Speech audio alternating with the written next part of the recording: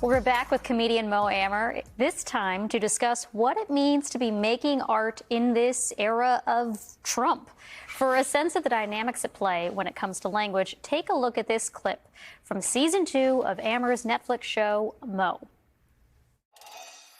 Here's to your safe return and a peaceful end to the conflict. Conflict? Israel-Palestine. What? Nothing. Don't worry about it. No, please, what is it? Well, it's not really a conflict, right? Excuse me? A conflict implies there's two equal sides. Well, there are two sides. Well, one side is occupying another, so it's... The term conflict includes the occupation. Conflict is used when you're like, I don't know, I can't make the lunch today, I have a conflict. Not when there's a military occupying power.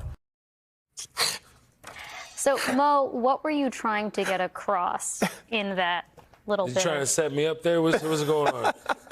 I mean, there's a lot going on with that. I mean, you hear the word conflict on a regular basis, but there's no real articulation of what that actually means. There's no definition of what that is. Also, the character himself is stuck in Mexico, and he desperately needs the ambassador to just give him a laissez-passer, which allows him to re-enter America lawfully. And it just tells you, like, this is such a big sticking point for him that he wasn't able to let it go. To his own detriment. To his own detriment. Like, maybe he didn't think he was gonna lose out on the whole, laissez-passer, but he was certainly willing to risk it because he just wouldn't able to like live with it for the rest of his life. So for all those reasons, I just wanted to play with that and thought it was a really great way to have that conversation. This is definitely a history-making show. It's the only Palestinian show on TV. I'm wondering if you just kind of reflect on that moment for us a little bit. Season 2 goes to the West Bank. It must have been hard to pull that off. Just talk to me about the challenges of producing a story that is centered around the experience of a Palestinian American. Oh, man, where do you start?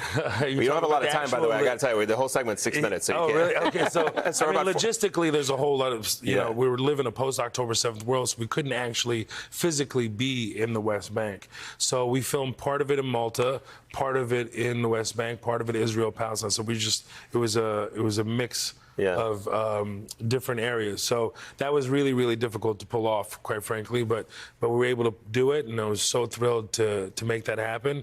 And yeah, man, it's like there was a tremendous amount of issues, like so many things, like what do you want to talk about, not talk about? Do you talk about October 7th? Do you not get into that conversation? And every time I started to write in that direction, you lost track of all the characters, the whole show became really didactic. Also, that if we did speak about a post-October 7th world, then the family doesn't get to go back, right? Then the family we don't get that finale that I've always wanted to have. And then there's no context of what it was like, what life was like in a pre-October 7th world as well. So for all those reasons, it was... And we're a comedy show as well. This is I know it's hard to see that, or decipher that, boy, we're having this interview, but I promise you it is a comedy show.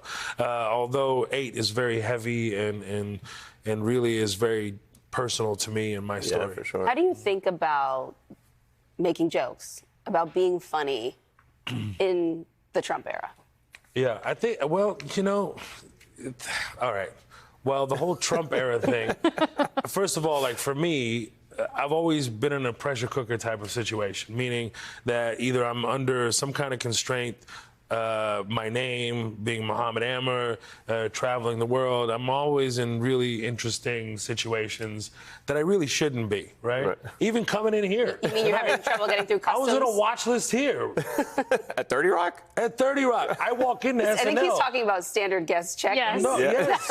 I was on a watch list here. Everybody has to go through that. Don't take it personally. No, man, I walk in there, SNL. This is crazy over here. They have me on a watch list. Like, what I'm saying is it writes itself pretty regularly. Right. And as far as like this whole idea, is a Trump era, not Trump era, it's all for you, it's messy. Always been, It's always messy. I don't care who's in the office, quite frankly. It's always been really messy. Well, and now in a post-October 7th world, the conversations are in the forefront, where we've always had these, obstacles to go through and trying to communicate what our experiences and whatnot. So it's nothing new, quite frankly. It's just a lot more extreme. And it's been heading in that direction. I saw it. I'm from the South. I'm in Texas. I've toured all throughout the South. And if you just left Houston, for instance, you would see it.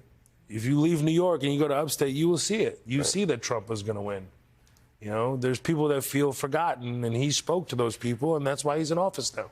Well, in addition to the questions we've been asking about censorship and whether you as an artist feel like you need to self-censor or muzzle yourself, which you say you don't, there have actually been more tangible ways in which this administration has been going after the arts, including the National Endowment for the Arts, as you probably know, pulling a lot of grants to various artists around the country, people in theater, people in publishing. What do you think the motivation is for that, and what message does it send to artists about the viability of their work? I can't speak to the motivation because I'm not him, but I can definitely say it's horrible. You know, the education system as well, like to completely take away all funding and take away the entire department and to take away from artists. Creativity is at the forefront of what makes America so phenomenal, truly. We come from so many different backgrounds. There's freedom of thought and innovation, and that's why we've been at the forefront of that for many, many, many years. So once you start stripping that away, you just want to dumb people down, and you want to take away their rights, whether it be artistically or their educational right as a born citizen of America. So for those reasons, it makes it very, very sad. Well, we hope the pressure cooker of this moment creates more comedians like you. There's so much comedy. There's a lot of comedy. Well, we hope you get some sleep as well. I will. No, I'll get on sleep. I've done like... We'll let you take this couch. I will. Yeah. We'll get out of the way. We guys. just need it. We need it next Saturday. Other than that, you can keep it. Next Saturday, that's it. I can have it back in here, no problem. I know a guy. Everybody knows a guy. Every Arab knows a guy. I got you. No problem. Mo Amer, thank you good to so see you, much buddy. for joining us Thank you so much. tonight.